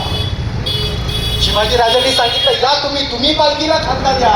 त्या गटाने हात मागे घेतले, पाय मागे घेतले, नाही आम्हाला जमणार नाही, आम्ही दलित आहोत, आम्ही अस्पृश्य आहोत. राजांनी सांगितलं 12 बलुतेदार आणि 18 पगड जाती धर्माचे माणसं एकत्र येतील तेव्हा हा मावळा घडेल, तेव्हा हे स्वराज्य घडेल, तेव्हा हिंदवी स्वराज्य खऱ्या अर्थाने हिंदवी म्हणून घडेल. त्यावेळी काही धर्मांध लोकांनी पुढे येऊन सांगितलं, नाही, देवीच्या मूर्तीला जर काही अस्पृश्य लोकांनी स्पर्श केला तर तिचा विध्वंस होईल, अपशकुन ठरेल. आणि राजांनी पहिला प्रश्न विचारला, याच पाथरवटांच्या हातांनी, याच मूर्तिकारांच्या हाताने जेव्हा ही मूर्ती घडली गेली तेव्हा त्या मूर्तीला त्यांचा 1000 वेळा स्पर्श झाला असेल. हे होते शिवाजी महाराज. आणि अशा पद्धतीने शिवाजी राजे हे ज्यावेळी या ठिकाणी ही त्यांच्या अस्पृश्यांबद्दलची, दलितांबद्दलची भूमिका जी त्यांनी एकत्रित मावळा म्हणून स्वराज्यासाठी माणसं जमा केली आहे, त्यासोबतच जेव्हा ते सुरतेवरती गेले, सुरतेवरती हल्ला केलाय आणि तिथून जेव्हा माघारी येत होते तेव्हा त्यांच्या आयुष्यातील अत्यंत दुर्दैवी अशी घटना घडली. सुरतेसारखा पराक्रम, ज्या लुटीची, ज्या विजयाची बातमी इंग्लंडमध्ये छापून आलेली होती, इंग्लंडच्या लंडन गॅझेटच्या वर्तमानपत्रात जेव्हा बातमी छापून आलेली होती तेवढा मोठा पराक्रम गाजून ते येत होते. पण येत असतानाच वार्ता समजली, पिता शहाजी राजे हे विजापूरमध्ये शिकारीला जात असताना भरधाव वेगाने घोडा जात होता आणि त्यावेळी घोड्याचा पाय हा झाडांच्या मुळ्यांमध्ये अडकला. शहाजी राजे दूरवर फेकले गेले, त्यांच्या डोक्याला मार बसला आणि शहाजी राजांचं निधन झालं. पितृछत्र हरपलेलं. आणि दुसरी वार्ता त्याच वेळी समजली, मातोश्री जिजाबाई सती जायला निघाल्या. शिवाजी राजांनी ती सारी धनदौलत तुटलेली जी काही जिंकलेली होती ती सारी सरदारांच्या स्वाधीन केली, त्यांना हिशोब करायला सांगितलं. आणि हो, इथेही महत्वाची गोष्ट लक्षात घ्या, जेव्हा केव्हा शत्रूच्या राज्यावर हल्ला केला जाईल तेव्हा शिवाजी राजांनी कधीही कुठल्याही सैनिकाला त्यातला एकही आणा स्वतंत्रपणे काढून आपल्या सोबत ठेवायचा अधिकार दिलेला नाही. शत्रूच्या राज्यामध्ये हल्ला करत असताना त्या ठिकाणी असणारं सैन्य हे तिथल्या शेताची नासाडी करणार नाही असा स्पष्ट आदेश आहे. हे सगळं बादशाहांपेक्षा विपरीत आहे बरं का. महाराष्ट्रातील 5 बादशाह आणि उत्तरेतील मुघलशाही यांच्यापेक्षा वेगळं होतं, म्हणून राजांना महत्व प्राप्त होतं. शिवाजी राजांच्या सैन्यामध्ये लोकसंख्येनुसारच आणि पराक्रमानुसारच जी मोठी संख्या होती ती संख्या हिंदू धर्मियांची होती. शत्रूच्या राज्यामध्ये हल्ला करायला गेल्यानंतर जर एखादी कुराण हातामध्ये सापडली तर ती कुराण सन्मानपूर्वक एखाद्या इस्लाम धर्मीय व्यक्तीच्या हातात दिली जाईल असा त्यांचा स्पष्ट आदेश आहे. शिवाजी राजे ज्यावेळी त्या ठिकाणी निघालेले ते उत्तरेमधून दक्षिणेमध्ये येत होते आणि जेव्हा ही वार्ता समजली आपल्या मातोश्री जिजाबाई त्या सती चाललेल्या आहेत. ते धावत पळत निघाले, राजगडाकडे आलेले आहेत आणि राजगडाच्या दरवाजावरती येऊन त्यांनी आपलं डोकं आदायला सुरुवात केली, हात आदायला सुरुवात केली. आऊसाहेब थांबा. पण दरवाजा काही उघडला गेला नाही. आणि थोड्या वेळाने जेव्हा तो दरवाजा खिडकीला गेला उघडला गेला, तेव्हा आतापर्यंत दागदागिन्यांनी लटलेल्या बरजरी साड्याने नेसलेल्या या ज्या जिजाबाई होत्या, त्या आता मात्र पांढऱ्या साडीविषयी सती जाण्यासाठी तयार असल्या दिसल्या. राजे त्यांच्या पायाशी बसलेले होते, पण त्यांच्याकडे न पाहता जिजाबाई पुढे. शिवाजीराजे सांगत होते, थांबा आऊसाहेब, कुठे चाललंय? अहो, जेव्हा या रयतेला काही दुःख असतं तेव्हा ते माझ्यापाशी येतात. माझ्या मनाचं दुःख मी कोणापाशी व्यक्त करायचं? त्या रयतेला जर रडावंसं वाटलं तर ते माझ्या खांद्याचा वापर करतात, पण जर कधी मला अशी ढाळावेसे वाटले तर माझा खांदा कुठे? मोठमोठे पराक्रम गाजून आल्याच्या नंतर माझ्या पाठीवर शाबासकीची थाप इथून पुढे पोहोचली. पण आऊसाहेब थांबायला तयार नव्हत्या, त्या तशाच निघाल्या होत्या. आणि जेव्हा त्या पुढे निघालेल्या आहेत, चंदनाची लाकडं रचली गेली होती. सती जाण्याचा विधी संपन्न करायची व्यवस्था, तयारी पूर्ण झालेली होती. ज्यावेळी त्या अंत्यसंस्काराच्या त्या ठिकाणी, ज्या ठिकाणी सती जायचं होतं तिथपर्यंत त्या जाऊन पोहोचल्या. तिथून पुढे शिवाजी राजांनी आपलं शेवटचं शस्त्र बाहेर काढलं. आतापर्यंत विनवण्या करून, विनंत्या करून ते थांबले होते, थकले होते, तिथेच ते थबकले. त्यांनी सांगितलं, थांबा मासाहेब, तुम्हाला सती जाण्याचा अधिकार नाही. मग मात्र जिजाबाई त्यांनी मागे वळून पाहिलं.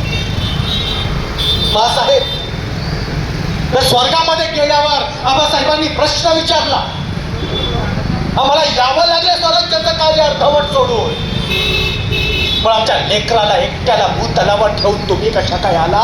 तर काय उत्तर देणार त्यांना? या एका प्रश्नावर जिजाबाई थांबल्या. आणि किती काळ शिवाजी राजांच्या राज्याभिषेकाचा सोहळा याची देवी याची डोळा पाहून झाल्यानंतर फक्त 12 दिवसांनी त्यांनी देह सोडला. सतीप्रथा त्या काळामध्ये गुन्हा नव्हती, पण शिवरायांनी तिला तडा दिली. महाराज श्रद्धाळू होते, अंधश्रद्धाळू. आणि विश्वास, किती विश्वास असावा शत्रूला सुद्धा. शाहिस्ते खानाचे 3 बोट तोडून शिवाजीराजे लाल महालातून निसटले. त्यानंतर त्या सगळ्या ठिकाणची भागदौड चालली होती, जे सारी पळापळ चाललेली होती, त्यामध्ये शाहिस्ते खानाची एक मुलगी कांगरून पेटून एका कोपऱ्यात जाऊन लपली. सारा कुटुंब कबिला एकत्र झाला, तरी ती मुलगी पुढे आली नाही. आणि जेव्हा या साऱ्यांना पाहिलं, सारे विचार ती मुलगी कुठे कुठे कुठे हा प्रश्न विचारला जात होता, तेव्हा त्या ठिकाणी शाहिस्ते खान हाताची तुटलेली बोटं, त्या तुटलेल्या बोटांकडे पाहत त्यानं उत्तर दिलेलं आहे, थांबा. जर आपली मुलगी शिवाजी राजांच्या माणसांच्या हातात असेल तर ती चूक असेल. शिवाजी राजांनी फक्त बोटं नाही तोडली, फक्त पोटं नाही फाडलेली, शिवाजी राजांनी राज्य घडवलेलं आहे. आणि म्हणून त्यांचा विचार, शेतकऱ्यांचा विचार, शेतीचा विचार, व्यापाऱ्यांचा विचार, जंगलविषयक धोरण, शत्रूच्या सैन्यामध्ये जात असताना शत्रूच्या मुलखात कसं वागायचं त्याचं धोरण, ही विषयक धोरण, हे त्यांच्या प्रशासनाचे जे मुद्दे आहेत त्या मुद्द्यांना अनुसंधान आजचं व्याख्यान. आणि या मुद्द्यांच्या पुढे जाऊया शेवटचा महत्वाचा मुद्दा. जेव्हा शिवाजी राजे राज्याभिषेक सोहळ्यासाठी निघालेले होते, हत्तीवरच्या अंबारीमधून प्रवास पूर्ण झालेला आहे. हत्तीवरच्या अंबारीत बसायचा प्रसंग अगदी एखादा दुसरा, त्यात हा राज्याभिषेकाचा. कारण शिवरायांना माहित होतं तर रणांगणामध्येच कर्तृत्व गाजवायचं असेल तर त्या मंद प्राण्याच्या अंगावर बसून चालणार नाही.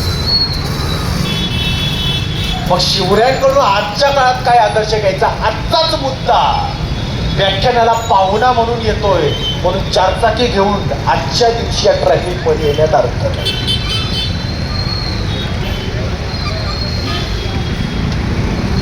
छोटे छोटे मुद्दे. शिवाजी राजांनी भरधाव वेगाने जाणाऱ्या घोड्यांचाच वापर केलेला आहे. तर आजच्या काळात जर ट्रॅफिकच्या काळामध्ये लवकर एखाद्या ठिकाणी पोहोचायचं असेल तर मान मराठवासाठी हत्तीसारखं वाहन ते दूर उपयोगाचं नाही, एखादी दुचाकीच महत्वाची.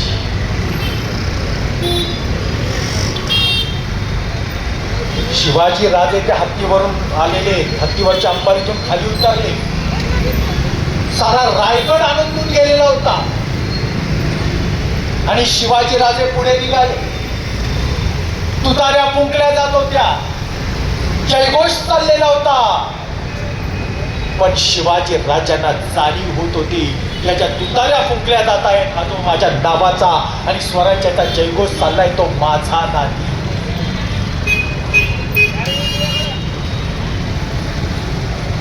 हा रयतेसाठी आहे, हा प्रजेसाठी आहे.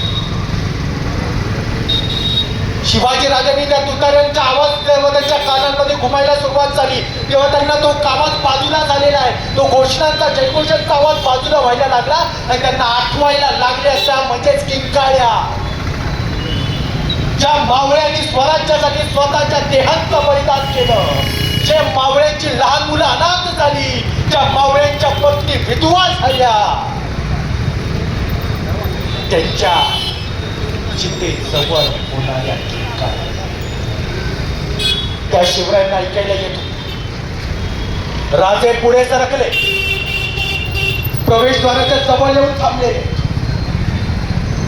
स्वातींनी त्यांना ओवाळण्यासाठी पुढे आल्या, कुंकुम तिला करून झाला, डोक्यावर अक्षता टाकल्या आणि जसं त्यांना ओवाळायला सुरुवात केलेली आहे, शिवाजी राजांना त्या निरंजनाच्या ज्योती दिसत नव्हत्या, त्यांना दिसायला लागल्या त्या मावळ्यांच्या धडधडणाऱ्या चिता. एक जाणीव शिवरायांच्या समोर. शिवाजी राजांवर फुलं उधळली जात होती, अक्षता उधळल्या जात होत्या, मोठ्या प्रमाणात ते सर चाललेलं होतं. पण शिवाजी राजांनी नजर वर करून पाहिलं तेव्हा त्यांना ते फुलं आणि अक्षता दिसत नव्हत्या.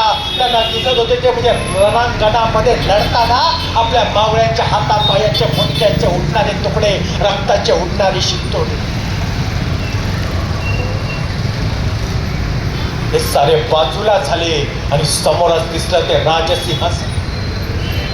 राजे निघाले, त्यांनी आपलं पहिलं पाऊल उचललं आणि समोर दिसलं बाजी पासलकर, स्वराज्याचे पहिले सरसेनापती. राजा, ही पहिली पायरी माझ्या नावाची.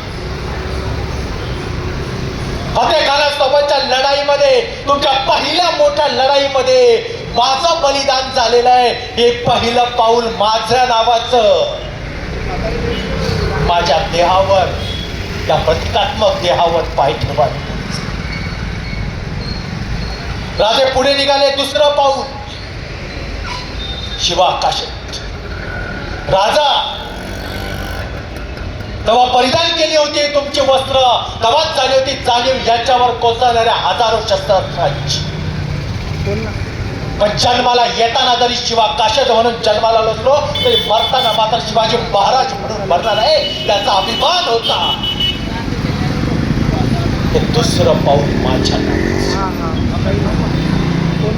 एक एक पाऊल पुढे टाकत टाकत पुढे निघाले. पुढचाच पाऊल होता बाजीप्रभू देशपांडेंचा. राजा, आमच्यासारखे लाख बेली तरी चालतील पण तुमच्यासारखा लाखांचा पोशिंदा जगला पाहिजे. 3 तोफांचे पार होत नाही तोपर्यंत आलेल्या यमाने सांगितलं थांब. राजे गडावर पोचले नाहीत, अजून मला मारायला वेळ नाही. हे पुढचं पाऊल माझ्या नावाचं. राजे पुढे सरकले, पायरीवरती पाऊल ठेवायला लागले. पहिल्या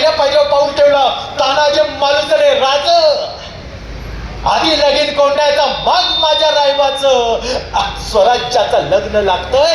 हे लग्न लागत असताना ही पायरी माझ्या नावाची. राजांनी ते पाऊल ठेवलंय. राजे पुढे निघाले. एक एक मावळा डोळ्यांसमोर नजरेंसमोरून जात होता आणि शेवटच्या क्षणाला त्यांना समोर दिसले ते प्रतापराव गुजारले. ज्यावेळी राज्याभिषेकाचं नियोजन केलं होतं त्यावेळी त्यांच्या बाजूला मानाने उभे राहणारे सरसेनापती. पण आता मात्र इथं हंबीरराव बोलतो उभे या साऱ्यांची जाणीव ठेवून, त्या सर्वांच्या कर्तृत्वाची कार्याची जाणीव ठेवून विश्ववंद्य स्वराज्य जे स्वप्न वयाच्या 12व्या वर्षी पिता शहाजी राजांनी हातात ठेवलेलं होतं ते स्वप्न वयाच्या 42व्या वर्षी ते पूर्ण करत होते. 30 वर्ष वाट पाहिली. आई वडिलांच्या स्वप्नांसाठी 30 वर्ष दिली.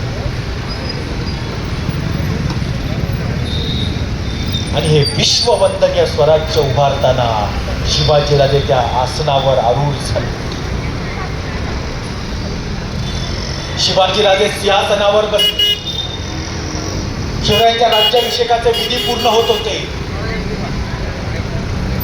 सप्त सरितांचं जल, तिन्ही महासागरांचं जल हे सारं जमा केलेलं होतं. त्यांच्यावर तो अभिषेक केला जात होता. बैलांच्या शिंगांनी उखरलेली माती, हत्तीच्या दातानं उखरलेली माती, समुद्रावरची माती, नदीकाठची माती, अशा वेगवेगळ्या ठिकाणचं माती एकत्र करून त्याचे कलश उभारले जात होते. त्याची पूजा अर्चा केली जात होती.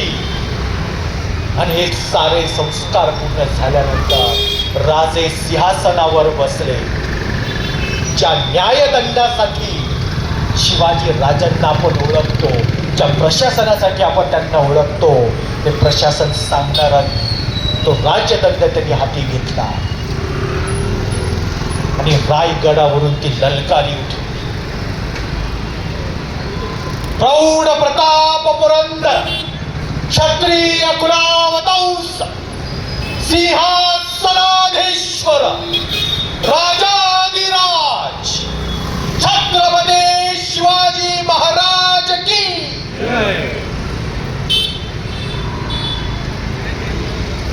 आजच्या या शिवजयंतीच्या प्रसंगी निंबाळकर तालीम मंडळ सार्वजनिक न्यास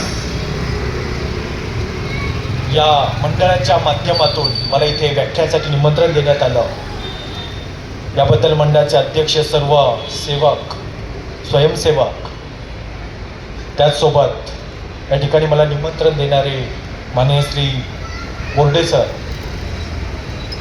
या सर्वांचे आणि त्यासोबत माझ्या प्रेमाखातर आलेले माझे शाळेतील शिक्षक श्री जोडगे सर, श्री सोपान सर, श्री प्रतीक आडागळे सर आणि त्याचसोबत ज्यांनी मला शिक्षक म्हणून पहिल्यांदा माझ्या इंग्लिश स्कूल शाळेमध्ये प्रवेश दिला ते माझे आदरणीय गुरसे सर, हे सर्वजण या ठिकाणी आले.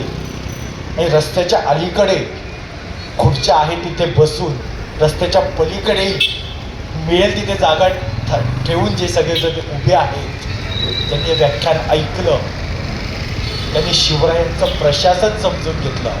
त्या सर्वांचे मी मनपूर्वक आभार मानतो आणि याच ठिकाणी थांबतो. धन्यवाद.